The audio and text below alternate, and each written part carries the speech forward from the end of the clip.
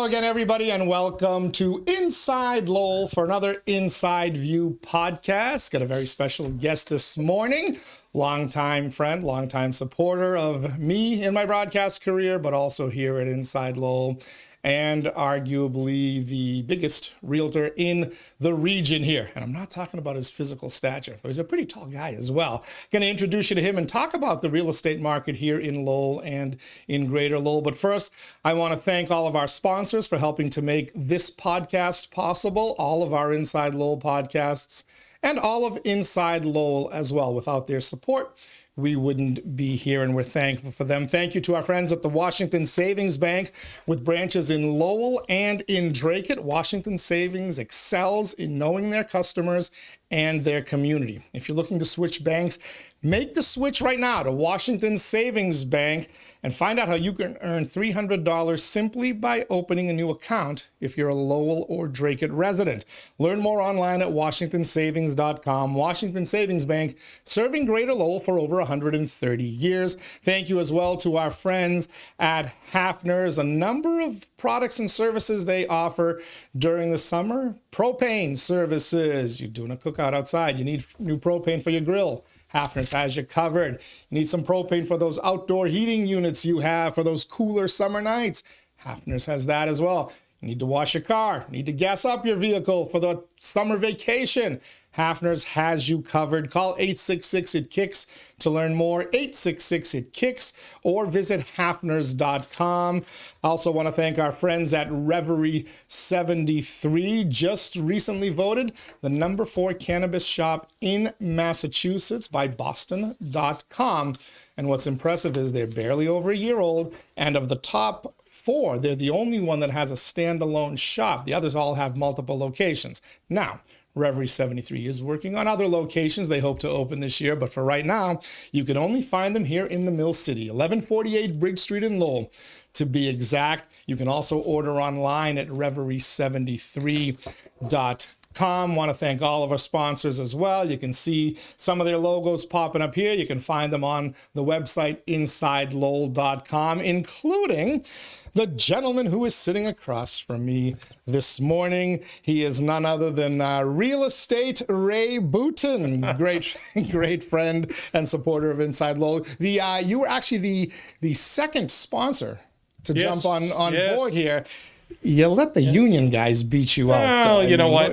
What were you doing? Union supported my family for all those years. My father was a union guy. No, I was away for the weekend, spending one of my commission checks. Yeah, because I did. I think I came in Monday or Tuesday, and I'm like, here you go, Ted. Yep. You certainly did. We thank you for that. And great to have you here. Your first appearance on Inside Lowell, but we're going to make this a regular appearance on a monthly basis to kind of talk about what's hot, what's not in the real estate market. Before we do that, though, for those who might be learning of you for the first time, how did you earn the moniker Real Estate Ray Boutin? What is it you do? How long have you been doing it? And why are you the guy people should be calling if they're looking to buy or sell their home? I've been doing real estate for quite a long time, Ted. I started in 1989 selling businesses. And then the crash came in 1989, right after I graduated college, went to work at Lechmere for 5 years. And then after that, actually, while I was at Lechmere, I started appraising properties. And I have appraised since 93, started selling around 94, and then got my license to sell in 97, my broker's license in 98. And I've been doing both real estate appraisals and selling real estate and listing real estate since then. I own a real estate appraisal company still. Personally, I haven't done an appraisal myself in almost 5.5 years now. I've been too busy with the real estate end of it. Around 2011, I really started focusing more on the real estate sales end. And since then, it's just taken off and, started coming on your old radio show about 5 years ago, maybe. And 4 or 5 years ago, you nicknamed me Real Estate Ray Boutin, and boom, the rest is history. So I have a staff that works with me, both for the appraisal company and for the real estate. I have an administrator that helps me. I have a couple of buyer agents that work with me, and we have a great team, and I'm able to sell a lot of properties and help buyers. So you've basically been doing this for three plus decades. 30 years now. Yeah. So you've seen a lot of things change in the industry. You've seen boom times. You've seen, crash times. Where are we today? Where is the real estate market today? We hear a lot about it. In particular, you get those national figures out there. But let's start specifically right here in Lowell, Greater Lowell. How would you describe the real estate market here? There's always going to be 3 levels in any community that you're working in. So first-time buyer in Lowell, second-time expansion buyer in Lowell, and then your third-time expansion buyer, which are your higher-end properties. The first and second tier buyers that are out there looking right now know that there is hardly any inventory. It's very, very limited. Once you get up into that third tier, things are sitting a little bit longer, but those properties are still selling very well. That's not just in Lowell. I would say that's Greater Lowell, and it's in Massachusetts and New Hampshire. Seeing a little bit of a slowdown on second home properties right now, which can be a telltale sign that maybe we're starting for a slowdown. In the fall, I do feel like we had a slowdown. Property values may have dropped 5%, 10% in some markets. I think that had to do with the election, the uncertainty about who was going to take over for the House and the Senate. Once that was over, plus the interest rates were shocking at that time too. It finally hit 7. Now people are used to 7%. So the $600,000 buyer in Lowell back a year ago, if they didn't find something, now they're looking at $500,000. You still need a house, folks. You still have to have shelter. So it's picked back up. And then over the last month and a half, I've seen significant offers on the properties I've listed and my colleagues and friends that have listed significantly over asking price. People are dropping home inspections. They are doing appraisal gaps, guaranteeing that if the appraisal comes in low because they're bidding so much higher, they'll make up the difference in cash to buy the house because there's such limited inventory. So still a seller's market. Yeah, absolutely. And so, but a lot of folks are, you hear the national headlines, you hear some of these prognosticators, and they tell you sales are coming down, sales are coming down. What could be deceiving in that, though, is the fact that the sales could be coming down not because people aren't scooping them up and paying well above asking price for it, simply because the supply is not there right now. Is that where we are in Greater Lowell? Yes, and that's what the headline will say.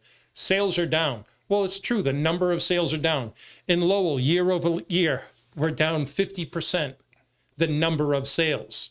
But the prices still continue to increase I think they're up 1.4% median sale price year over year from last year. So they're still maintaining their own, but the number of sales has decreased. In what's called the Northeast Association of Realtors, Greater Lowell, Greater Lawrence, Greater Haverhill, and some areas out towards like Fitchburg area, they were down year over year, almost 40%, 36.9% down in the number of sales. But prices have gone up 4% year over year. So your values are still going up, folks.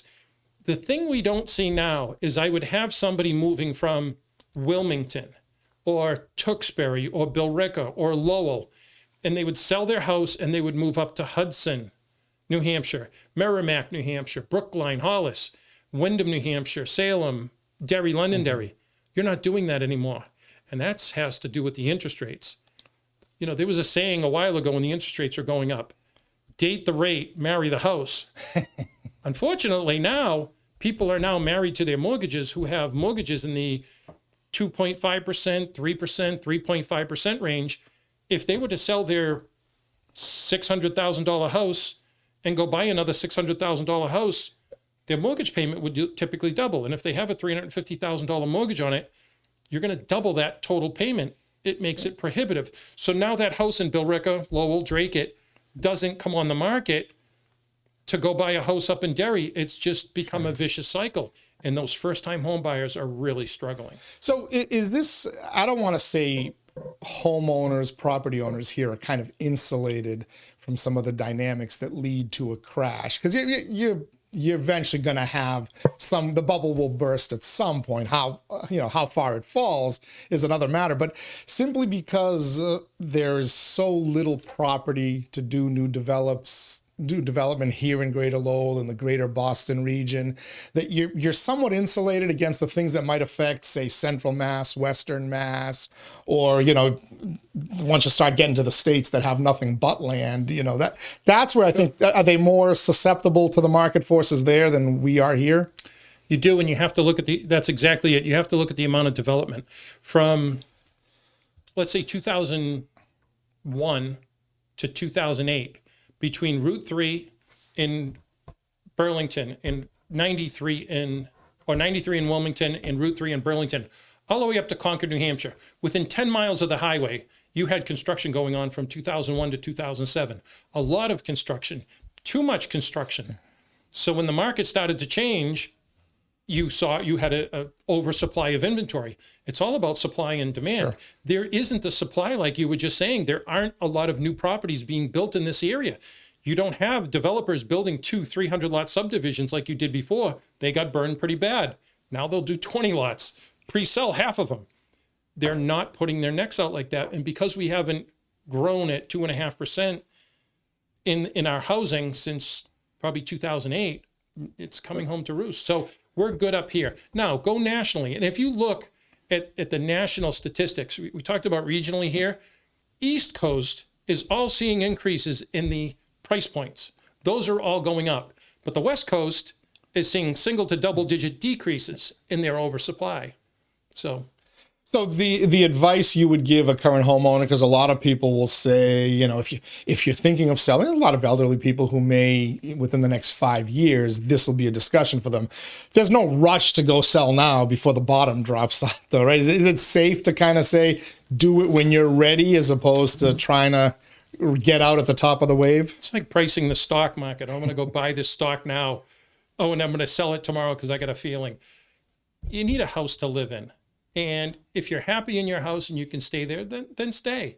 If you're deciding to sell and you want to upgrade to a bigger house, just think, if the market crashes 15%, let's take 20%, a nice round number.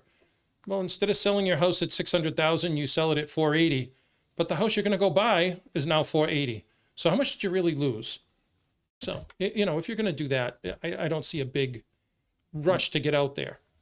All right. You are watching Inside Lowell, the Inside View podcast. We're going inside the real estate market with our friend Real Estate Ray Boutin, and we're going to do a number of these podcasts in the coming months. Let's talk a little bit, Ray, about folks who are looking to sell a home right now. Okay. What should they know? What should they be doing? Is it a case where I want to sell my home, we're putting it on the market tomorrow? How much time should you start to prepare? What do you need to know? What do you need to do so that when that time comes, it's out there? The first thing you need to do is call Ray Boutin, obviously, right? Give me a ring for sure. Look, I tell people, give me a call. It's a free service. I'm going to come out to you, talk to you about what we could list your house at. I'm going to walk through and give you different pointers and things that you could do that will add value. Which you did for my father a couple of years ago. Yes. He's not ready yet, but it's completely free service. Yeah, absolutely. And I'm happy to do it. If you don't know me, you'll get to know me. I love doing this. So I'm a pretty blessed guy that I get to do what I love. So I'll go out, I'll walk through, maybe show you how we would market the property, some things we can do. I kind of have a 1-to-4, 1-to-5 ratio. If you spend $1,000, you should make $4,000 or $5,000. So many times I've gone into a property and they said, we're going to redo our kitchen or bath before we sell the house. 99 out of 100, not 9 out of 10, 99 out of 100. That's not a good thing to do, because you'll do your bathroom over. It'll cost you $15,000 and you'll make an extra $6,000. That you lost $7,000. And the time and the inconvenience. You put in a brand new cherry kitchen and somebody comes in and doesn't like cherry. Well, you put white and they don't like white. Don't spend that money until we talk, that I can show you, because the market is so tight right now for buyers and it is a seller's market. You're kind of in the driver's seat. Buyers' expectations are a lot lower than when you have an equilibrium market. Is that the most common mistake a seller will make, is they'll go do some kind of upgrade or renovation that isn't going to get them back 100%. What it cost them? So the biggest thing I'm going to look at is, are we going to pass financing? If you have a roof that's curled shingles and or a house that's broken windows everywhere, disrepair, that's not going to pass conventional financing, FHA financing, any of those financing, then you're going to have to sell it to a cash buyer. When you do that, you lose anywhere from 15 to 30% of the price point. So there are ways, there are some contractors I've worked with before that will do the work. Once the house is listed, we advertise that new roof to be installed prior to closing. The roofer comes in 2 weeks beforehand. They get paid at closing, and you get more money for your property. And again, yet, 1 to 4, 1 to 5 ratio. You hear over and over again, though, this house has curb appeal. So obviously the appearance of it is important to selling a house. So what kind of things should a seller do to prepare for selling them their house? What types of improvements will make that house more valuable without bankrupting them in the process? Understand, right now you can sell almost any house, put it on the market, it's going to sell in this market. Do you want to get that extra 5, 10, 15, 20% value by doing certain things? One of the things is curb appeal. I'm putting a house on the market up in Nashua that's going on the market tomorrow. I said, start watering your lawn. He said, really? I said, yes, I want it watered. This is about 3 weeks ago. I want it nice and green and cut. And with the rain we're having and everything, the peel, the curb appeal, which is very hard to measure. People are going to drive by it once it goes live and say, I'm coming to see this house. This is really nice. I can see this as my home, not just a house. So there's curb appeal things you can do. And I joke with my clients, I don't count your labor as a dollar amount. You know, there's certain things you're going to have to do. And then the outside curb appeal, we can work on that. Sometimes it's just going to sell as is. And then the second thing is decluttering. And that's not, sometimes you have to get a dumpster. That can be an expense. Other times it's, you have to do it, but you need me to come in and say, okay, this is where we're going to start. This is what we're going to do. I have a couple of different tricks that we're going to use to declutter and feng shui your house so that when somebody walks in, it's inviting and warming versus this is too small. Where am I going to fit my furniture? Well, they have 3 couches in their living room that aren't needed and they don't use. So that's a big one. Next step, I would say, and these are on the lower level, paint. Sometimes that can be, some fresh paint could be helpful. Paint exterior, interior, or both? Could be both. Could be, and it depends. If I get to the house and it's just totally can't, it's not going to pass. It's too much peeling paint, too many exposed boards.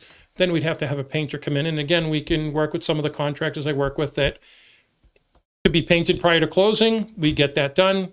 You pay it out of the proceeds. You actually do have a pretty extensive array of people who do.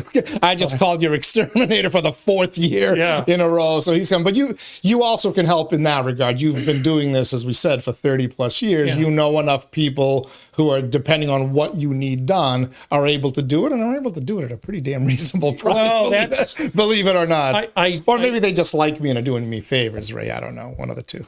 It's everybody. Sorry, Ted. You're special, but not that. I'm not special. Damn you it. are special, but not that special. My parents always told me I was. You are. The gift from God, is that? That's right. Your namesake.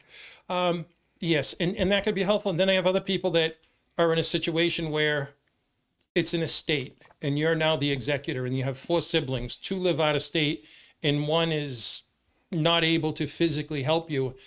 And at that point, I may recommend you not spend the next 8 to 12 weekends there with your family, improving the house so that your family members can make an extra $3,000 to $5,000. Once it's all divided up, you have to figure out the carrying costs. If you're going to wait 3 or 4 months to carry a vacant house, you have to get special insurance for a vacant house, which most people don't understand. If it's vacant, if it's vacant for more than 30 days, read your policy. You have to have a special policy. I worked with one executor, one trustee, and she had to use Lloyd's of London to get insurance for the vacant property. And it's not full coverage either. It doesn't cover some certain things. So understand that if it's an estate, we want to move quicker rather than later. So I walk through, and this is all for free. I like doing it. And hopefully, if I give you some good tips, some good ideas, you'll use me to list the house. All right. That's the seller's angle. What about if I'm a buyer? I'm looking to buy a house. How soon should I start planning, preparing, and what do I need to do to prepare? Call me first. Always the best first call advice. Me first, and then we're going to set you up on a couple of different things. We're going to get you pre-approved first, and we're going to go with a lender or a bank, somebody that can do the pre-underwriting for you to let you know if Raymond Jr., I'm not a junior, but if I was, I don't have any debt from my father or some other relative named Raymond. You want to have your credit run. You want to have your tax documents sent in. You're going to have to do it anyways. Might as well do it now. And I sell more houses than I work with buyers right now. Probably 80% of mine are listings. And when I get the pre-approval in, and it's a one-page, yes, based on the information you've provided us verbally, yeah, you're approved for a $500,000 mortgage versus one of your stronger lenders or mortgage or lenders or a bank, they're going to have, we've reviewed your credit, we've reviewed your taxes, we've reviewed your pay stubs, you've been underwritten, all we need is an appraisal and a verification of income that you still have a job when you buy the house. Mm-hmm. My sellers look at that and know that that's a more solid buyer and they feel more comfortable. So as you're a buyer, think about who your audience is. You're proposing to the seller, pick me, pick me. Why should I pick you? So it's having that stuff ready ahead of time. So when we go out looking and you find something you like, we don't have to call up and say, oh, we have to wait for our commitment letter or our pre-approval, sorry. Because then we're going to think, okay, these people are just starting out. How serious are they about this property? But this is also though where those costs to keep a vacant property, you pay another month or two of expenses because a sale fell through. Now you're going to get your money eventually, but you've also expended a little extra money. Refresh my memory, isn't that what happened with the house that the missus and I ended up buying? Somebody else had originally got it, and then for whatever reason they couldn't get their financing in order, and we were able to swoop back in, right? We did, yeah. So how common is that? More, it's similar common. I would say 1 out of 10 may fall through. Something comes up. Somebody loses a job. I had one within the last year that they had looked at their second income. They had a part-time job, so they had a full-time job and a part-time job. And then the underwriter came back and said they didn't have a long enough time with their second job. And we had to put the property back on the market. And we got $15,000 more the second time around after we put it. So my sellers weren't that upset at the time, but many of my sellers have other plans. They want to go to buy another house. They're going to relocate. They have a vacant house and they don't want to leave it vacant because it's an anxiety thing that they worry about vandalism. They worry about something that could go wrong. So get pre-approved, get your financial affairs in order. What else should a buyer be ready to do? Get better ready for the reality. I've had buyers come up to me. Is that a dig at me? No, but now that you bring it up, we'll talk. You when we first started showing, you're like, I'm not paying over asking. Okay. I refused. I absolutely refused. I'm like, they're asking for $299. Yeah. Why am I going to offer $305? I refused to do it. Yeah. What did you say, about 5-6 times? Yes. Before I relented and started overpaying? The better half threatened you. So that's a happy wife, happy life. Yeah. You know this. But you're a smart man and you saw it. So I can explain to you what the market is. And there's a life cycle of a buyer. So you go out, you have these grandiose plans. I want an 8-room, 4-bedroom, 2.5 bath, 2-car attached garage, and I want to pay $400,000. And it's like an episode of Property Brothers. When they bring you to the $800,000 house, you go, this is perfect. We love everything. Well, this is double your price. So now we have to look and see what reality is. And along the way, after 2, 3 weeks, 4 weeks, after 5 or 6 rejections, what's going to creep in, and I warn you ahead of time, you're going to either raise your price or lower your standards.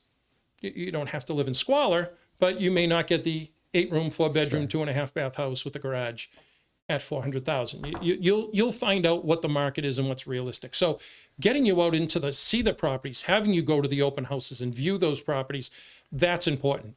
When I go out with you or one of my 2 assistants goes with you, we're going to teach you things that you may not understand. What does forced hot water boiler look like? When people say, oh, it has a boiler, well, that's actually a furnace, and a furnace is forced hot air. Is it gas or oil? Is it gas, propane, or is it natural gas?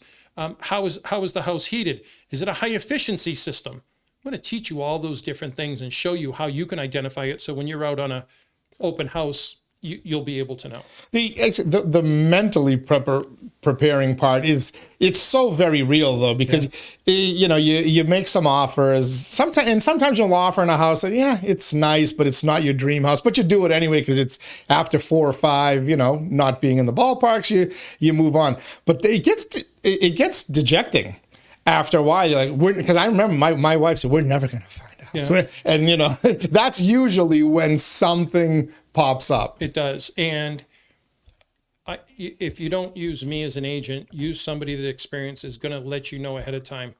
You're going to get rejected. You're going to feel like crap. It's going to hurt the both of you, because when you make that offer on a Saturday, Sunday, or Monday, and you don't hear back till Wednesday, you've already got plans of where the doghouse is going to go, where your couch is going to go, your kids growing up there, and you don't have kids yet. It hurts. Yeah. It hurts because you've already planned on moving in, how you're going to commute to work, and you get no. So it's a rejection, and nobody likes rejection. I got to be there to pick up the pieces and say, remember the end goal here, because every single one person I've sold a house to is happy in the end, and they forgot about the other 9, 10, 15 no's. Yeah, our first rejection was a little rinky-dink, the $300,000 home I talked about. Yep. Ironically, after, what was it, 14, 15? Yeah, about 14 months. We maybe a half mile down the street, but we ended up with something bigger, better, that was really the house we wanted all along. What's the typical, I know I was on the high spectrum of the number of houses we looked at and bid on, but what should the buyer expect? I think you're going to be looking for at least a month to really understand the market. The tough thing is when you have your buyer come out and the first house is awesome. And I love it. It's not, as the quote goes, yeah, this house looks nice, but they basically put lipstick on a pig, as the expression goes. This is going to fall apart. This isn't good construction. They've patched things. It's like, I built it. I'm not a guy who does construction. I can recognize it, but don't let me start putting together 2x3s or 2x4s. And I love when I can go out to a house and pick the things apart and say, this isn't a good house. Even though you want it, this is a bad house, and you're going to spend a lot of money fixing it. You did that to me a couple of times, and it was things that I didn't see, but again, an experienced, trained eye who knows just enough about every little thing. We went down a number of basements where I'm like, this looks great, and you looked at the walls and you're like, this thing had water at some point. And that's what a trained eye can see that the inexperienced eye can't. And that's just from all those years of loving what I do. So I'm lucky I can walk through, point that out to people, and help them, prevent them from making a mistake. So, yeah. So with all that said, any hot new listings, somebody who's watching this right now, and we're going to give them the info for how they can get a hold of you. And they not only will they get to hear the real estate Ray Boutin voice, but they're going to see the face that goes along with it, because the radio audience only got to hear the booming voice. They didn't get to see my beautiful shirts still, They didn't see the sparkle in the eye that matched the sparkling colored shirts. But any listings right now? Any houses coming on the market this week? This Thursday. I typically, if you're a seller, I'm going to typically list my houses on a Thursday, because when you list on Thursday in Massachusetts, anybody who's looking for properties is getting email updates from their agents. They're going to see them Friday morning, and you're going to plan over the weekend to go see it, have the offers due in Monday or Tuesday. So the first one I have is out in Haverhill, Massachusetts. It's going on the market for high 3s. It's a 4-bedroom, 1-bath house. It's right near, it's in the northern part of Haverhill, right near the 125 exit. 2 driveways, 1 on each side. It's got a deck off the back, a screen porch. So good property that's coming on in the high 3s in Haverhill. That's really a good number. Is that, I was just going to say, 4 bedrooms in northern Haverhill. Is that the 1 bath that's holding it's holding the price? But if that had an extra half bath or a full bath, you're probably getting a lot more than that, right? And understand, when you go out, buyers, I explain to all my buyers, nowadays, if you go out, most people are looking at properties like, okay, that looks good. How much over asking are we going to offer? Within that first weekend, if most houses sell within the first 4, 5, 6 days, it's going to be a higher offer. The last 4 or 5 properties I've had, I think there was 16, 15, 15, 11, and 4 offers on them. Out of all those offers, I think 2 were under the list price. Everyone else was above for those different properties. So it's going on at $375. Do I think we're going to be below $375? Not a chance. but I want to get everybody there, and I want them to have a chance to buy the property. I want you to give me your other listings as well. Yeah. But before that, let me try to cost you some money here, okay? Because I always used to do that on the radio, so I'm going to keep doing it here. The market is so hot. People are engaged in bidding wars. Why the hell should I call you? Why should I give you your cut, your 3%, 4%, or whatever you get? Why don't I just list it on my own, Facebook, whatever, all these vehicles? Why is that a mistake? The marketing of it. So I'm going to tell you what I think the property will start at. And I meet you 6 months before, and then a month before you're ready to put it on the market, we fine tune. And then I tell you what it's going to be. And then the day we list the property tomorrow, I'm going to have 2 conversations with my sellers and say, okay, I did a recap since last month. Here's where we're at now. So I'm going to make you an extra $5, $10, $15, $30,000 in there. More than likely, somebody that comes in with a buyer is going to have a buyer agent who's going to have a buyer agency contract. They're going to be asking for a percentage of that amount anyways. And then you could lose, again, $5, $10, $15, $20,000. It's the negotiating. Once I get the multiple offers, that's when I start working too. Who can I go to that has the higher down payment that you like, or somebody that can close quick, or somebody that's cash, and say, look, your cash offer. And then I just did this within the last 3 months. There was a low cash offer. They had a higher offer, and there was about an $80,000 difference. They ended up selling the house $65,000 lower than the financing offers because they wanted cash and to be done. Are you going to be able to do that? Are you going to know what to ask for? When you get the home inspection report, are you going to know what reverse polarity is? Are you going to know what is legit, that, this is something that would be reasonable and something that isn't? You could be spending $5, $10, $15,000. And do you know what type of pre-approval is going to be good? That at the end, 3 days before closing, they go, yeah, sorry, we just did the underwriting and your house doesn't go there.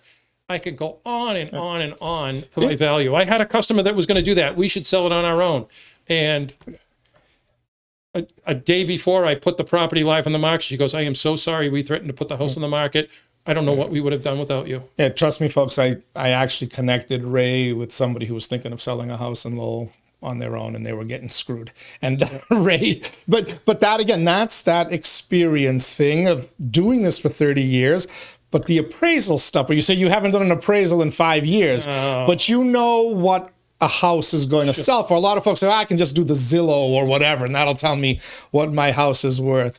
You know what the house is worth. And I'll tell you, you were never really wrong in predicting something for me. In all those houses that we never got, you knew what they were going to sell for. So if you're a buyer and you're sensitive, you may not want to use me, because after Teddy didn't believe me, a month later or so, I'd say, remember I told you it was going to sell at 311? Thankfully, I'm not sensitive, but you tell people the truth. This is what it's going to be. I have it. Nothing to lose by lying to you, because my integrity is what's important to me. And if I look at, I'm doing something right, because if I look at the repeat customers I have, people refer me after they've worked with me to use me again, or their family member. And that's important to me, to have integrity. So, all right. So with all that said, here we go. Give them a chance to hear that, not just the real estate. Can I give voice, my next property? Yeah, you have another property. I've got one across the border up in Nashua. Ooh. Which is, I hear, is every morning I hear how much nicer it is than only 3 days a week. You are a hot ticket. I love you, Casey. It's between exit 4 and 5. So it's on Lund Street. It's a Cape built in 1990. It's got 4 bedrooms, 1.5 baths, nice fenced-in backyard, really close to Bishop Girton, close to both exits on the highway. You're close to downtown Nashua, which, folks, if you haven't been to downtown Nashua, the walkability down there, the off-street parking that they have there, what a fabulous place. That's going on the market right now in the low 4s.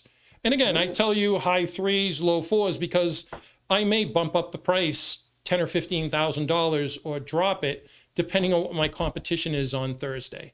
And I know I'll have a lot of real estate agents listening to that. I'm happy to help. I want more good agents out there. There's some really bad agents out there that have been in the business for a long time. So many times you hear, oh, my agent was terrible. They never called me back. They never answered my calls, anything. I'll tell you, I answer all my phone calls, texts.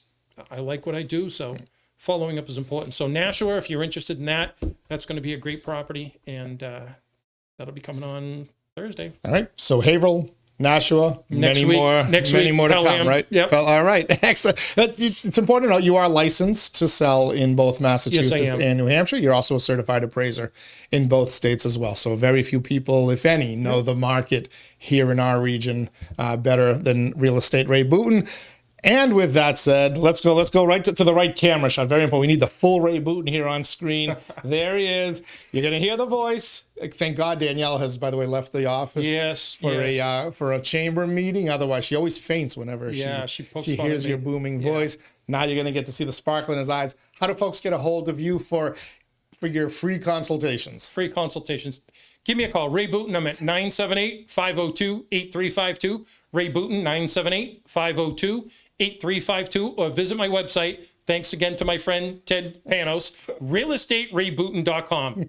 There you go. He even looked at the right camera. You've done this once or twice before, huh? Good at following instructions. Hey, good to catch up. By the way, I work for Remax. Did we ever mention that? No, you kept winning awards for being like the last time I checked, you were climbing the ranks. I did well last year. Yeah, I didn't break the top 10. I was only number 11 for Massachusetts. You also do commercial properties. You've sold a number of commercial properties. George's Cafe, the Elks Club, Elks, that was the granddaddy of them all. Yeah, Pawtuckaville Social Club,